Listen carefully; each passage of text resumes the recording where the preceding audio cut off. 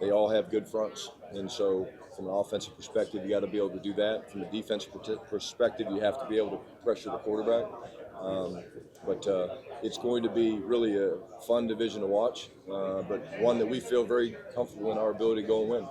That being said, do you feel with what you've done in free agency and in both fronts that you can concentrate some of your draft capital on some playmakers on offensively and maybe a corner on the back end, or do you feel what you've done in free agency allows you to pursue that a little bit more in this draft now? And will you? Yeah, great question. When we went into free agency, the thought was let's get into the draft where we can take the best player available. In my opinion, that's the best way to go. And I think talking to Steven and Jerry and Will, like by making some of the moves that we've made, we feel like yeah, we're not done. We still have things that we want to do, but like when you get into the draft and you're sitting there at those certain spots, the scouts have done an incredible job. I've said it to them. I say it to you guys. The scouts and the personnel guys, they're the experts. They do this 365 days a year. It's our job as a coaching staff to present to them, here's what we want, here's what we're looking for, and then the conversations at the combine were incredible. We had some really just awesome give and take about positions and the way you define a three technique or the way you define an offensive lineman or a tight end. But yeah, I feel like we go into this draft with a lot of confidence. Again, we're not done in free agency. We're always looking to acquire. We're always looking to compete in the personnel side of it. But I do feel like we've set ourselves up to go into the draft where, hey, we're sitting in certain spots. That's the guy's best player available. Let's take it. All right, what's the challenge as a first-year head coach and play caller? Probably just using your time wisely. Making sure you spend enough time touching all the departments. That's been something I've spent quite a bit of time on early on. The good news for me is the offensive side of it is going to have some changes, but not as many as most first-time head coaches. And the benefit for me, again, quite honestly, Todd, is having been here, I know all the pieces. So, like talking to some of the other first-time head coaches, right? If they need to get something done from a contractual standpoint, they're learning the names, right? If they have to get something done with travel, they're learning, okay, who do I go to? I know all those people. So that's good. But, just the constant communication with Flus and Nick and those guys. And, hey, how's it going on the defensive meetings?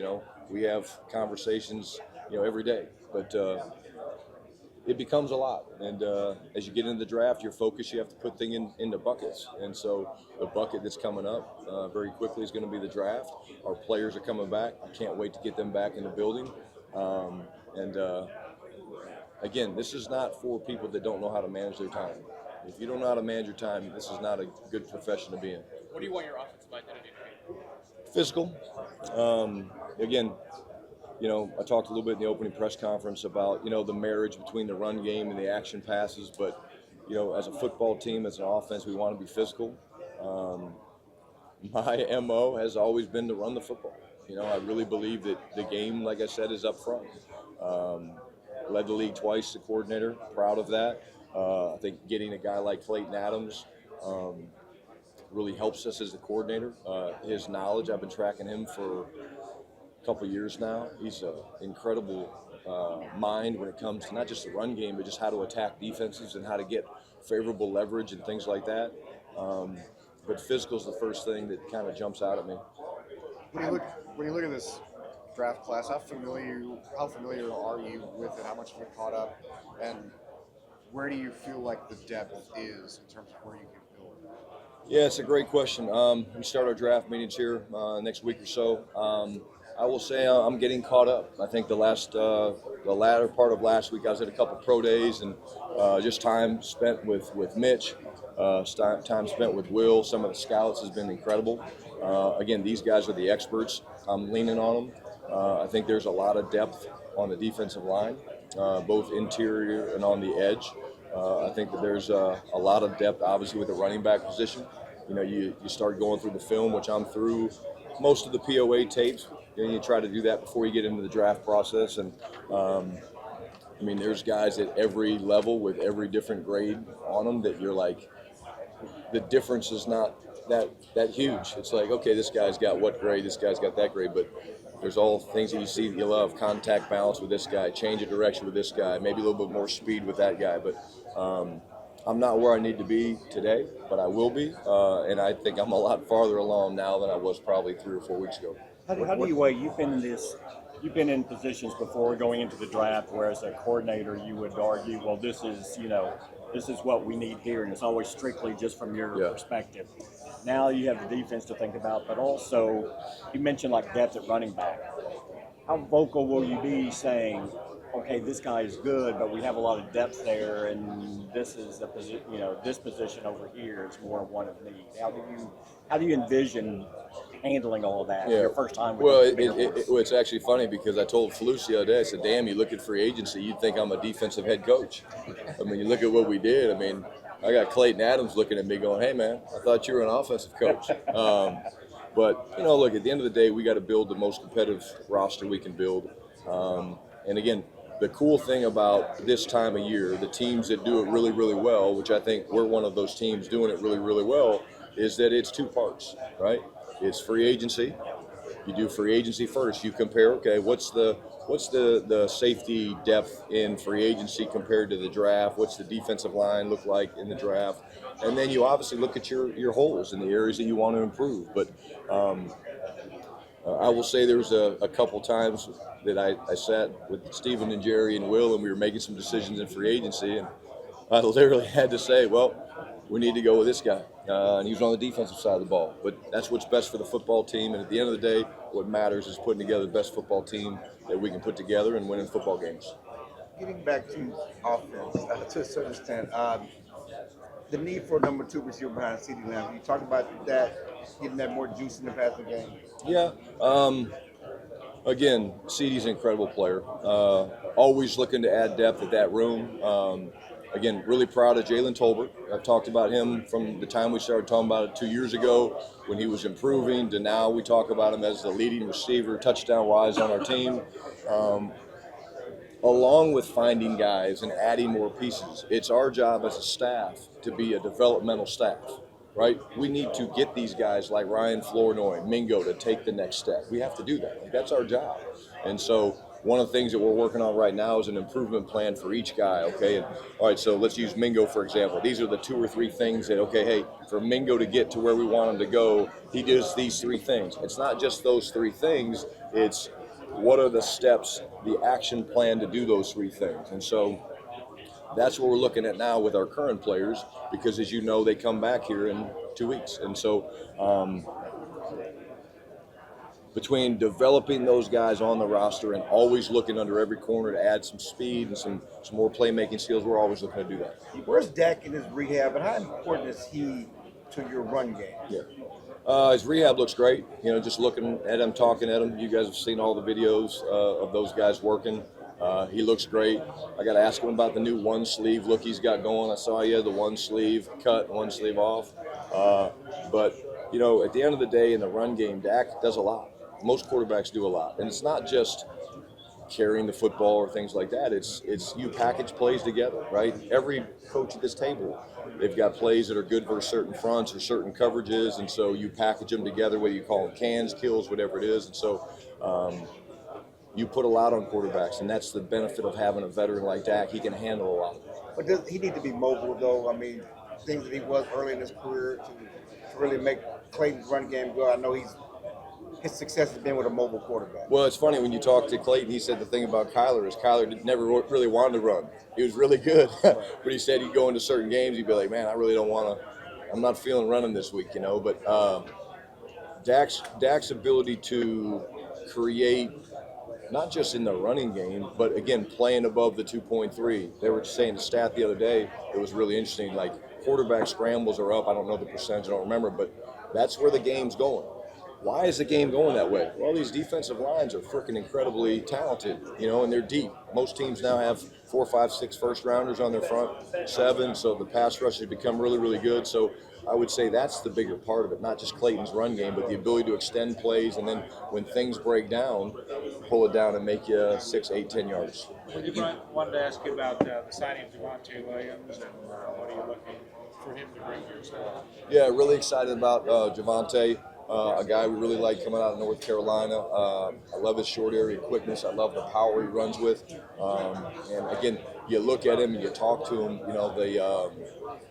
the hunger that he has coming back off the injury. And some of the best players I've ever been around are guys that have chips on their shoulders. And Javante's one of those guys that he's hungry. And we're always looking for guys that have that. So again, we feel really good about his ability just to run the football. For a guy that's maybe not as tall as other backs, his pass protection's really good. He'll strike you, he'll hit. Again, we feel really good about that addition. When you studied him, kind of how did you see maybe the effect the injury had on him over the course of his 4 years? Hard to answer, really not watching him every day before the injury. I didn't really see anything that said that, the injury was an issue.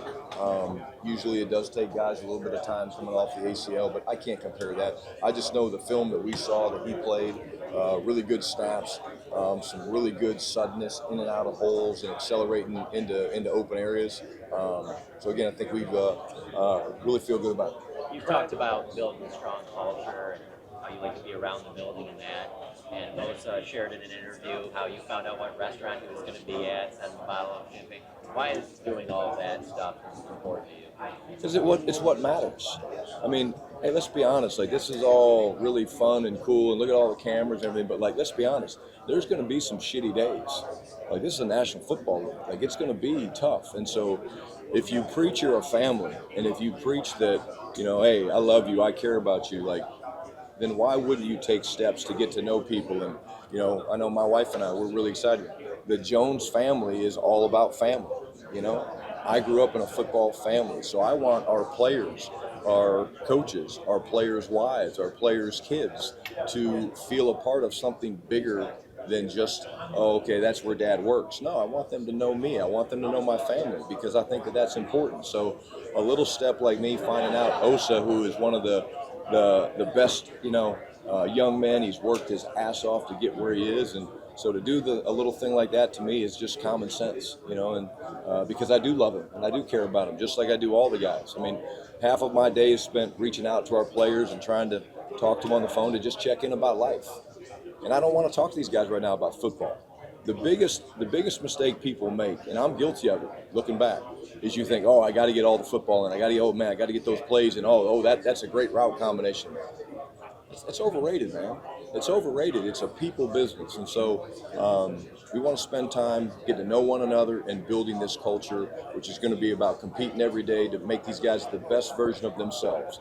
Not just as a football player, as a husband, as a father, as a Christian, whatever it is, as a musician, if that's what they want. So it is important to me, and I appreciate you asking me that. What's your confidence level in getting the deal done with Micah so he'll be around for OTAs and minicamp and not miss anything in offseason? Yeah, you guys know. I mean, hey, look, at the end of the day, this business, and when you're dealing with, the money that's being tossed around, not just with Micah, but with the big name players, negotiations sometimes take time. I feel very comfortable. Micah said he's going to be around. I think that's what he wants to be. I think we're all very comfortable with that. And at the end of the day, he's a great player, and we think he's just getting started, to be honest with you. So I have no question in my mind that he'll be around. I'm sure you've been asked this before, but Sirianni just said he's talked to a few coaches about the whole tush push.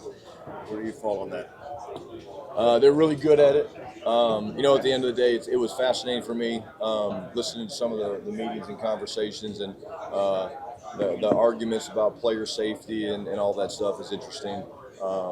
Again, I really don't. If it stays, it stays, and we all have to figure out a way to stop it. It's maybe not the most beautiful play I've ever seen. I don't watch much rugby, but it looks a lot like that. But we'll see what everybody decides. With some of the free agents you've added that may have been former first rounders, like Javante that's coming off an injury, is there a common denominator amongst them where you look at them and you're like, we feel like we can get X out of this guy that maybe he hasn't? Yeah, I don't even think it's that. I think, what it speaks to is the fact that we obviously have a lot of knowledge that these guys have traits, right? And then when guys have traits or skill sets, use Paris Campbell, for example, right? Again, a guy with speed, a guy that, again, had flashes. But there's also the cool thing, when you're in year one of a program, think about this. When you're in year one, we've got coaches from Arizona, we got coaches from San Francisco, coaches from Chicago, coaches from all these different places. So you got to remember, we've all been exposed to different people. So Clayton Adams has been exposed to Paris Campbell. So again, when you have guys that have traits, and then you have coaches, which in year one of a program, when you bring in all these guys and you start building something, they've got the ability to speak to, oh, this is our type of guy. This guy's a competitor. This guy gets it. This guy wants to do things the right way. This guy's going to work. All those things factor into it. So it's not just the talent and the traits. We obviously look at those because that's part of the measurement. But then again, it puts it on us saying, okay, if we are a developmental staff, which we are, then it's our job to bring that out of them. Doing what? Working on fundamentals every day, going through the practice process, individual. You guys have been around the off-season program. There's a ton of individual time. You're developing their skills, right? It's not all scheme. There's a lot of skill work. So that's kind of where all that factored together. But it wasn't just the first-round picks. It was getting to know the guys. White Cotton knows Solomon Thomas, right? Like that's all part of the puzzle. We know the guys that we re-signed, right? Like, you talk about certain players you're bringing back. You're like, whether it's Banger or whatever it is, you're like, yeah, that's the right type of guy. So it's really a cool process when you look at it. With the backup quarterback spot,